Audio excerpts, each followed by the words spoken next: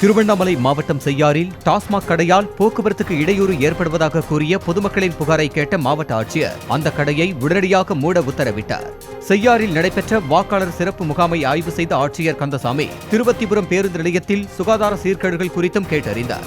அப்போது இலவச கழிப்பிடம் இல்லாமல் அவதியுறுவதாக பொதுமக்கள் கூறியதை கேட்ட ஆட்சியர் கந்தசாமி கட்டண கழிப்பிடத்தை உடனடியாக இலவச கழிப்பிடமாக மாற்ற உத்தரவிட்டார். பின்னர் பேருந்து நிலையம் அருகில் டாஸ்மாக் கடையால் போக்குவரத்துக்கு இடையூறு ஏற்படுவதாக பொதுமக்கள் புகார் தெரிவித்தனர்.